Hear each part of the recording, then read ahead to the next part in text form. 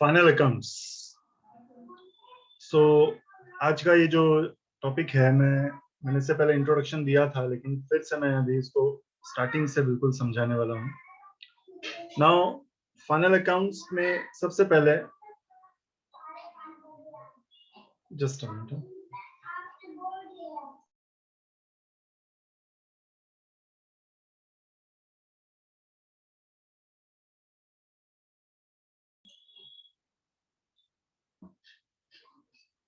So final accounts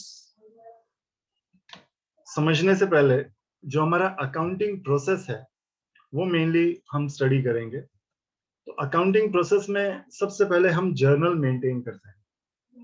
journal basically कुछ नहीं है, बुक्स ऑफ अकाउंट्स की फर्स्ट बुक है, प्राइम बुक है। जर्नल मेंटेन करने का हमारा जो पर्पस होता है, डेली रिकॉर्ड को कीप करना। अब आप वो जर्नल में मेंटेन करो, आप वो सब्सिडियरी बुक्स मेंटेन करो, one and the same thing. तो सोर्स डॉक्यूमेंट ट्रांजैक्शन हो जाने के बाद सबसे पहले जिस बुक में हम रिकॉर्ड करते हैं that will B journal, and journal give daily record. Journal के बाद हम उसको लेजर में पोस्ट करते हैं। तो ये जो लेजर में हम पोस्टिंग करते हैं, तो ledger is a book of principal and ledger give balance. Basically journal overall transaction at one place available कर देता है, जबकि लेजर जो है वो इंडिविजुअल अकाउंट की डिटेल्स प्रोवाइड करता है, स्पेसिफिक अकाउंट की डिटेल प्रोवाइड करता है, और मेनली लेजर जो है वो बैलेंस प्रोवाइड करता है, लेजर बैलेंस देता है। तो ये दो प्राइमरी बुक्स जो है हम कंबाइन साथ में मेंटेन करते हैं। जर्नल एंट्री रिकॉर्ड करते हैं और जर्नल के बाद इमीडिएटली लेजर में उसको पोस्ट करते हैं। तो यहाँ पर जर्नल के बाद लेजर में पोस्टिंग, ये मेनली हमारा जो टास्क होता है वो हम करते हैं। एक बार जर्नल और लेजर रिकॉर्ड कर लिया, एक बार जर्नल और लेजर हमने मेंटेन कर लिया, तो जर्नल और लेजर के बाद फिर हम प्रिपेयर करते हैं ट्रायल बैलेंस। तो ट्रायल बैलेंस बेसिकली कुछ नहीं है, लेजर बैलेंसेस की लिस्ट है, लिस्ट ऑफ लेजर बैलेंसेस है, जहां पर हम चेक करते हैं कि डेबिट इक्वल क्रेडिट है या नहीं। तो जर्नल डेली रिकॉर्ड देता है, लेजर अकाउंट की बैलेंसिंग देता है, स्पेसिफिक अकाउंट की बैलेंसिंग, और उन बैलेंसेस को हम जिसमें चेक करते हैं that will be termed as a trial balance.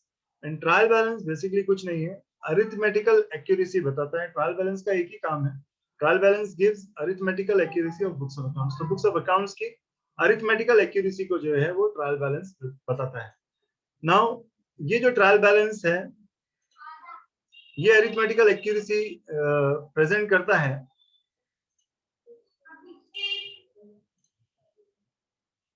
Trial balance के बाद जो नेक्स्ट हम प्रिपेयर करते हैं that will be nothing but termed as a final accounts. तो ट्रायल बैलेंस के बाद हम जो प्रिपेयर करते हैं वो फाइनल अकाउंट्स कहलाता है। और what is final accounts that we are going to study. आगे चलकर हम, हमारा जो आज का टॉपिक है वो मेनली फाइनल अकाउंट्स है और हमको फाइनल अकाउंट्स से स्टडी करना है, ठीक है। So what is final accounts? So final accounts is nothing but accounts which are prepared at the end of the year. तो वो accounts जो हम at the end of the year prepare करते हैं, they are termed as a final accounts. तो accounts जो हम साल के आखिर में prepare करेंगे, जो भी accounting period हमने follow किया हुआ है, उस accounting period के end में जो accounts हम prepare करते हैं, they are termed as a final accounts. Final accounts basically क्या काम कर देता है, तो बुक्स ऑफ अकाउंट्स को क्लोज करने का काम करता है। फाइनल अकाउंट्स मेनली हम प्रिपेयर करके अपने बुक्स ऑफ अकाउंट्स को क्लोज करते हैं।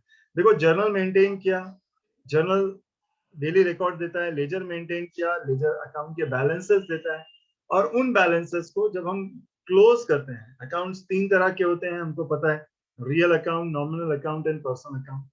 इसमें से नॉमिनल अकाउंट जो है वो क्लोज किए जाते हैं एवरी ईयर, और रियल और पर्सनल ये जो दो अकाउंट्स है ये कैरी फॉरवर्ड किए जाते हैं टू द नेक्स्ट ईयर।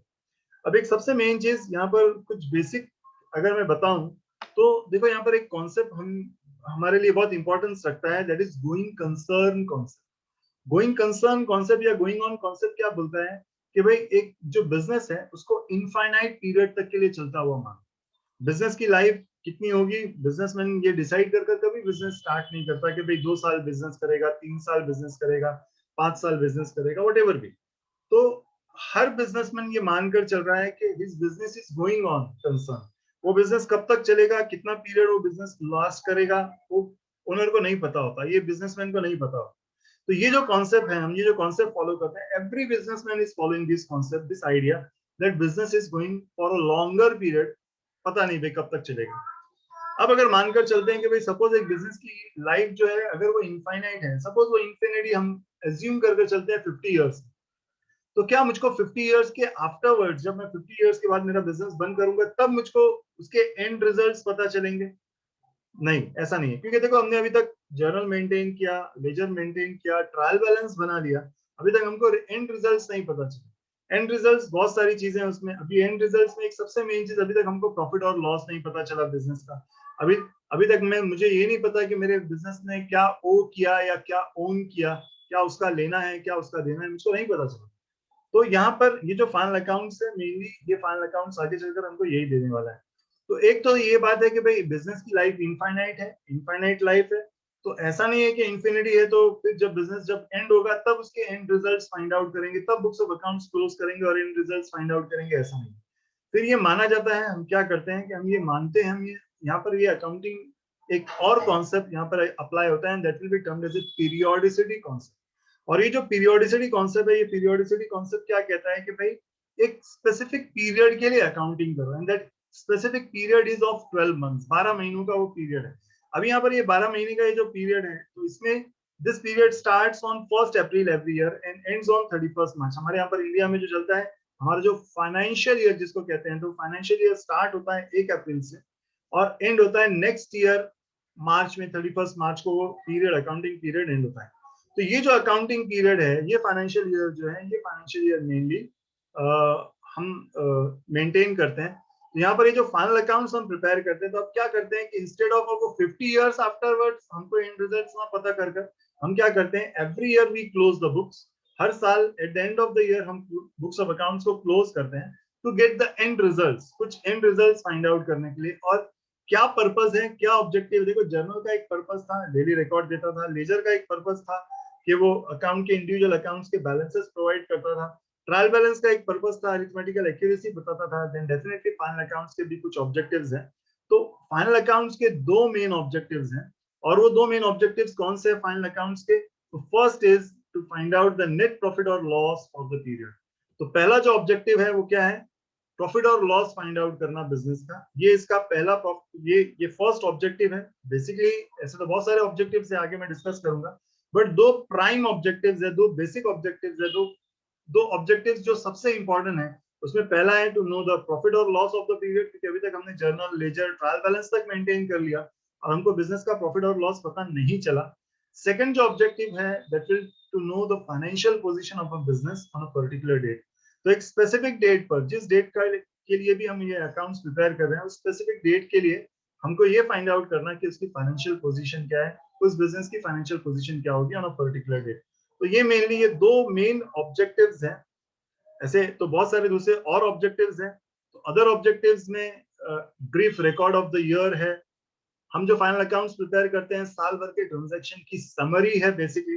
तो हमको साल भर के ट्रांजैक्शन रिफर करने की जरूरत नहीं है। अगर हम फाइनल अकाउंट्स रिफर कर लेते हैं, we get overall years detail in a single set. अभी जो भी हम 2-3 पेज का जो हम फाइनल अकाउंट्स प्रिपेयर करेंगे, वो साल भर के ट्रांजैक्शन का समराइज्ड रिजल्ट होगा, ब्रीफ रिकॉर्ड होगा फॉर द ईयर।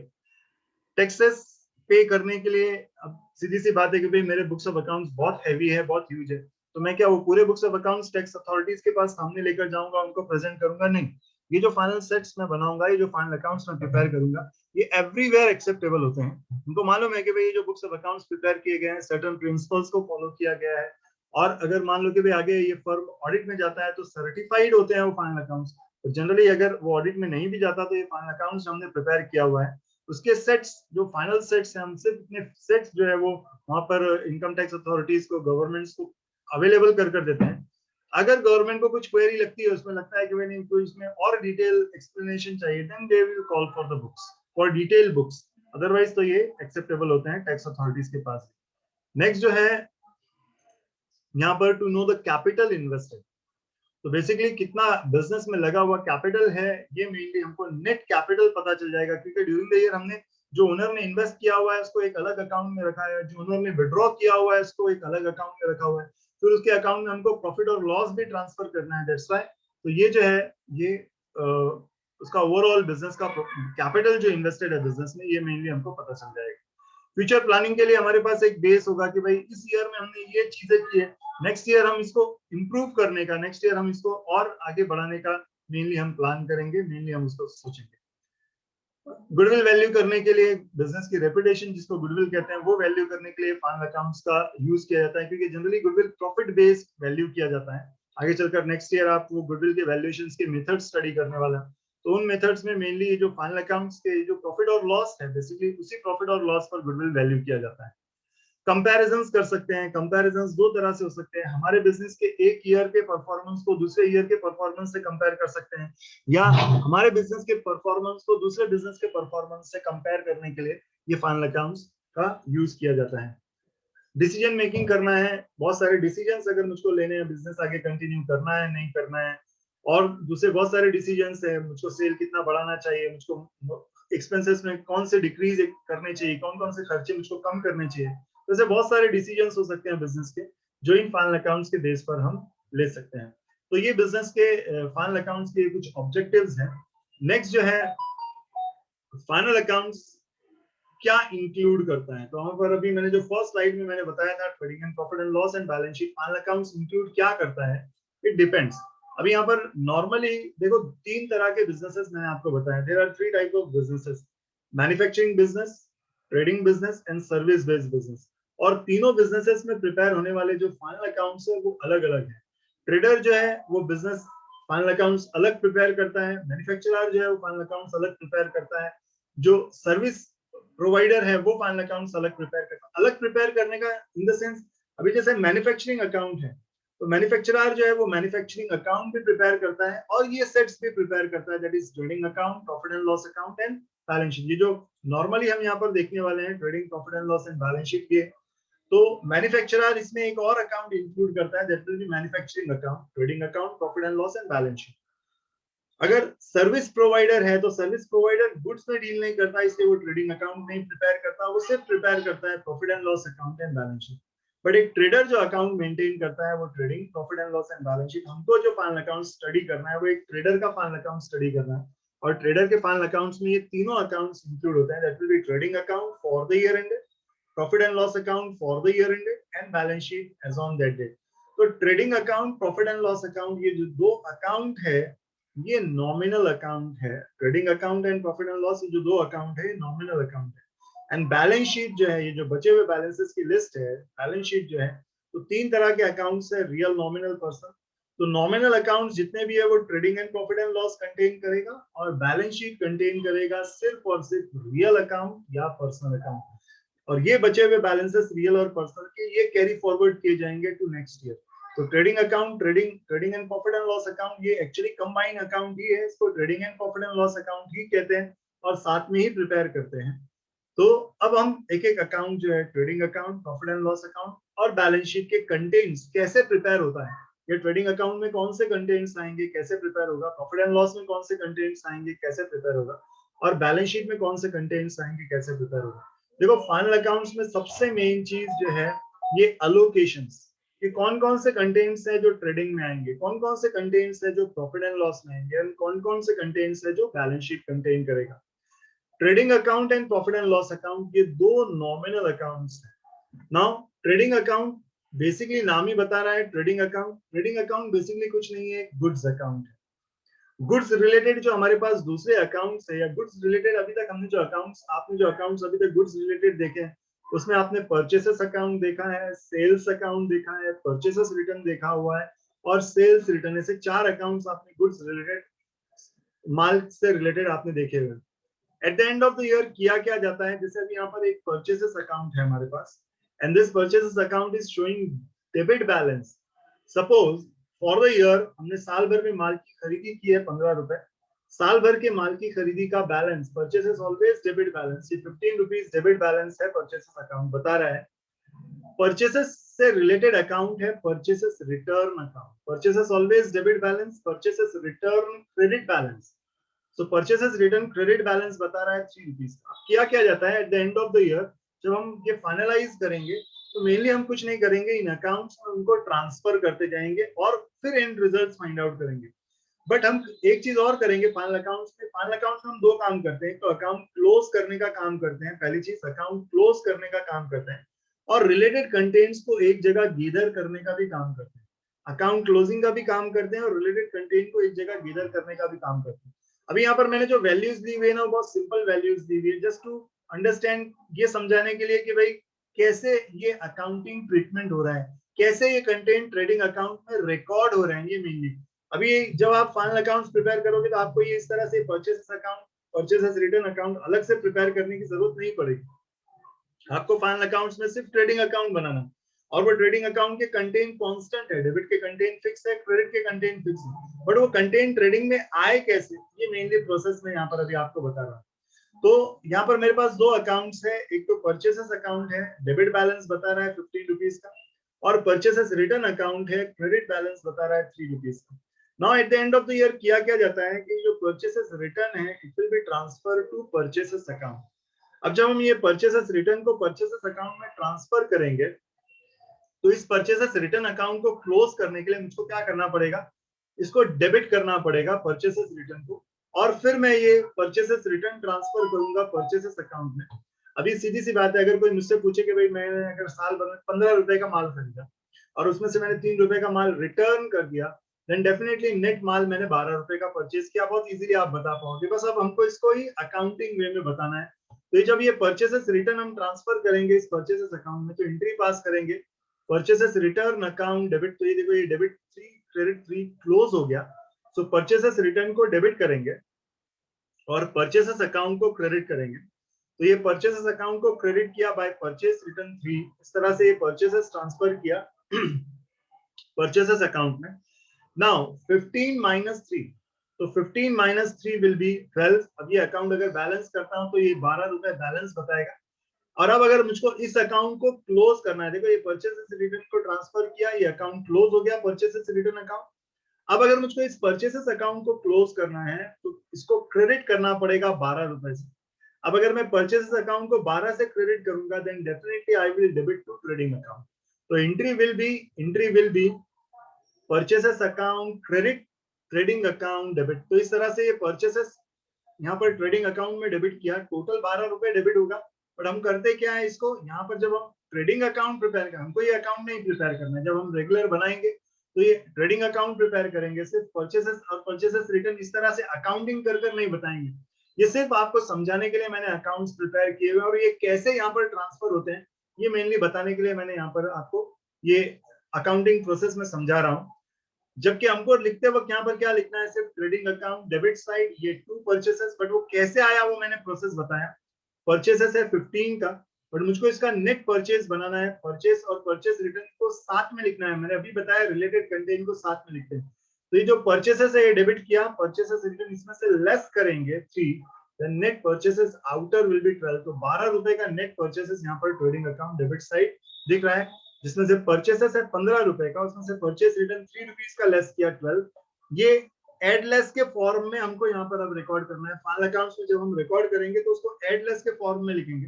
हमारे पास एक ट्रायल बैलेंस अवेलेबल होगा और हमको इसको specific account, trading account, profit and loss account और बैलेंस शीट में उन कंटेंट्स को रिकॉर्ड करना पड़ेगा। जब उन कंटेंट्स को हम रिकॉर्ड करेंगे, कंटेंट कांस्टेंट है, trading account debit side of purchases fix, trading account के डेबिट में परचेसेस इसी तरह से रिकॉर्ड होगा। बट ये जो अकाउंटिंग ट्रीटमेंट कैसे हुआ ये मेनली मैं आज समझाने की कोशिश कर रहा हूँ। तो जिस तरह से परचेसेस यहाँ पर ट्रांसफर किया, नेक्स्ट यहाँ पर ट्रांसफर करूंगा sales, sales account always credit balance, तो sales always credit for the year. मान लो कि 40 रुपए का सेल्स, इसी से रिलेटेड है sales return account and sales return account, that will be return inward account, always debit balance 5 रुपए का। अब अगर मैं सिंपल सी बात कहूँ कि भाई 40 रुपए का अगर मैंने माल बेचा और 5 रुपए का माल मुझको रिटर्न आया, देन नेट 35 रुपीज का माल मैंने सेल किया है।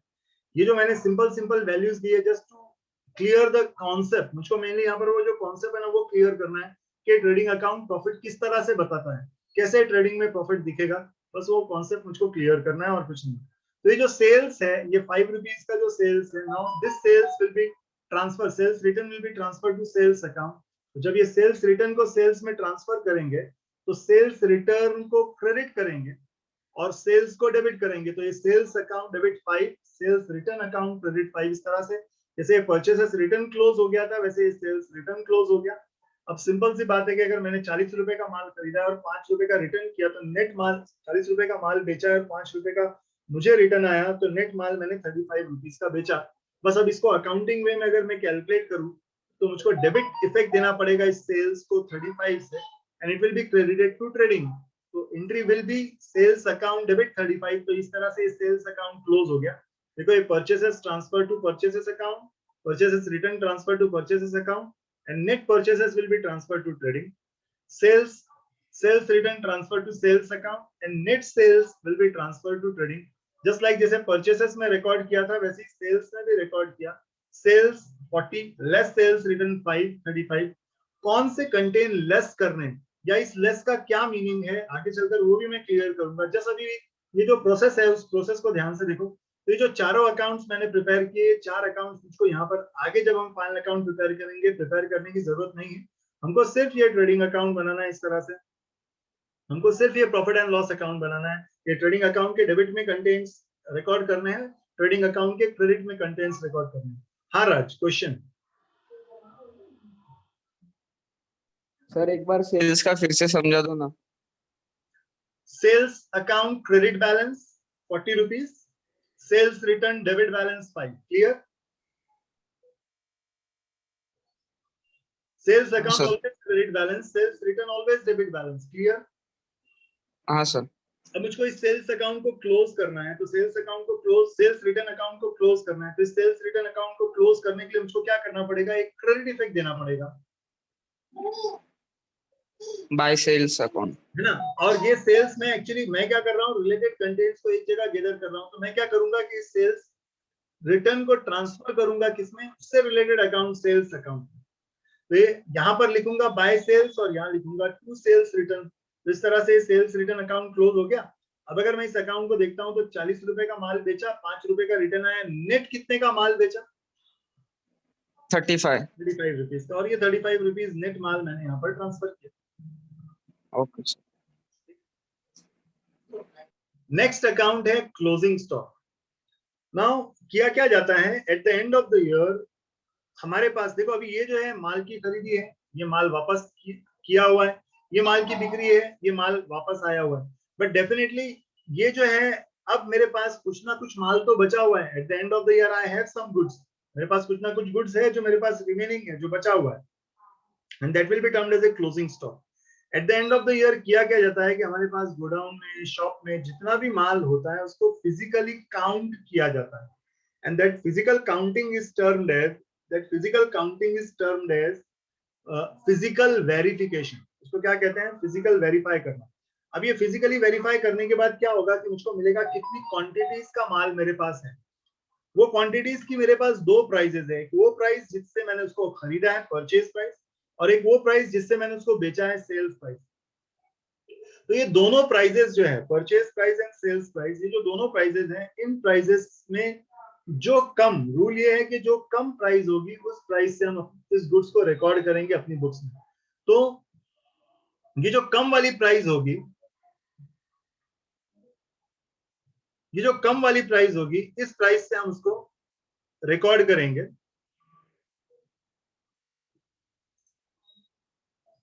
और ये जो कम वाली प्राइस है, दैट विल बी टर्म्ड, इसको यहाँ पर इसलिए ये रूल है कि stock is always recorded at cost और market whichever is less.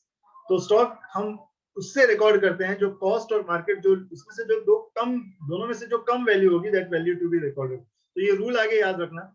और ये रूल जो है एक कॉन्सेप्ट के बेस पर है, और वो कॉन्सेप्ट कहलाता है कंजर्वेटिज्म कॉन्सेप्ट। वो कॉन्सेप्ट कहलाता है कंजर्वेटिज्म कॉन्सेप्ट।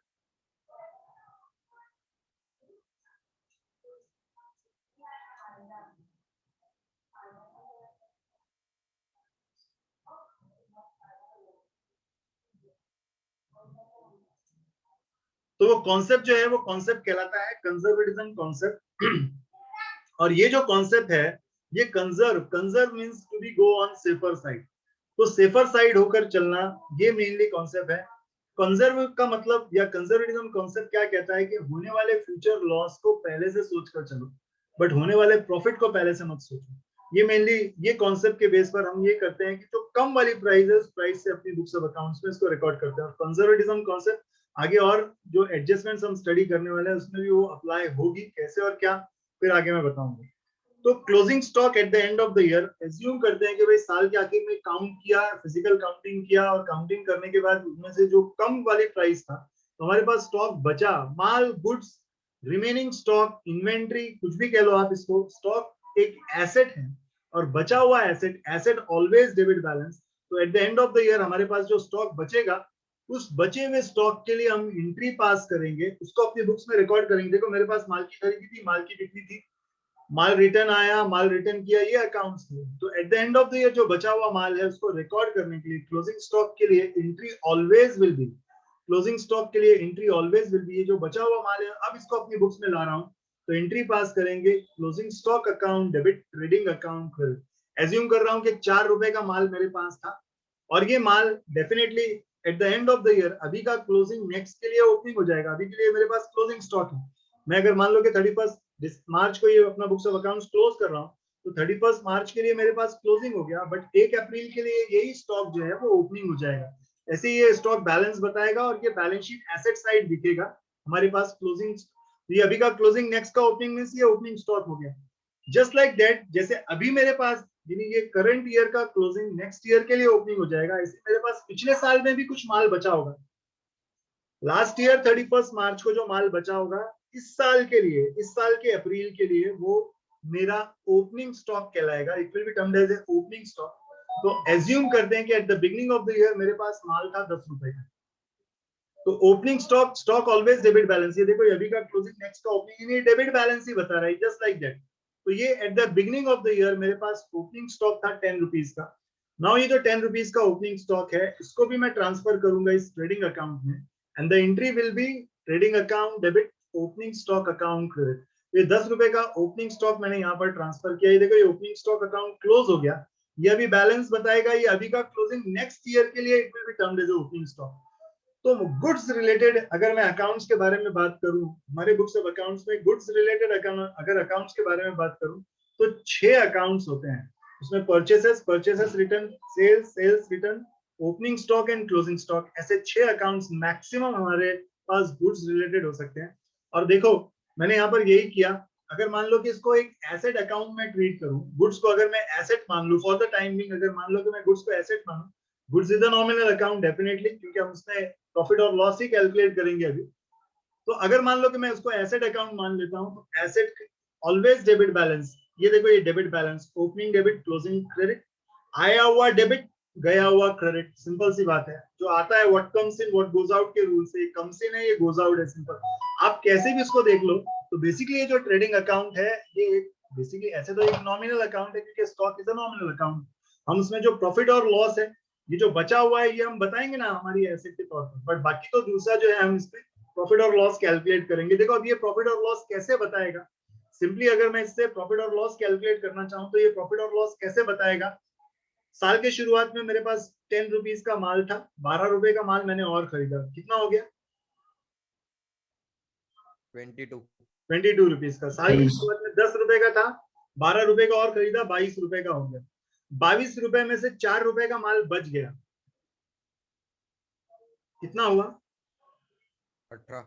18 रुपीज का। 18 रुपीज का माल अगर मैंने 35 रुपीज में बेचा है, 18 रुपीज का कॉस्ट का गुड्स, 18 रुपीज कॉस्ट का गुड्स अगर मैंने 35 में बेचा है तो फिर कितना, 17 रुपीज का प्रॉफिट। अब देखो अगर मैं इस अकाउंट को बैलेंस करता हूं तो 35 plus 4 will be 39 total of credit, debit में लिखूंगा 39 और इसमें से लेस करूंगा तो डेफिनेटली बचेगा 17 रुपीज। तो 39 माइनस 22 कर लो आप, 17 रुपीज बचेगा बराबर से। तो ये अकाउंट इस तरह से प्रॉफिट बताएगा। बेसिकली कुछ नहीं करते, हम इनकम को क्रेडिट करते हैं, एक्सपेंसेस को डेबिट करते हैं, the difference will be profit. अगर इनकम ज्यादा एक्सपेंस कम तो प्रॉफिट, अगर एक्सपेंस ज्यादा इनकम कम तो लॉस, सिंपल इस तरह से ये कैलकुलेट होगा। हाँ कौस्तुभ, रिजॉइन करना है क्या, क्योंकि टाइम होने का हाँ रिजॉइन करना है। मैं भी यहाँ पर ये स्टॉप कर रहा हूँ, इसको रिजॉइन करो प्लीज। सर हमारी क्लास है सर 5 बजे। मालू सर की, हाँ सर। Yes sir. तो ठीक है, चलो अब इसको यहीं तक रहने दो। फिर 5 से कब तक है? सर वो 5:45 तो तक पता वही नहीं। तो चलो कल का टाइम मैं देता हूँ, बात करता हूँ मैं अजय सर से, फिर कल आगे कंटिन्यू करेंगे इसको। ठीक है? Yes okay sir. Okay. Sir हाँ थैंक यू।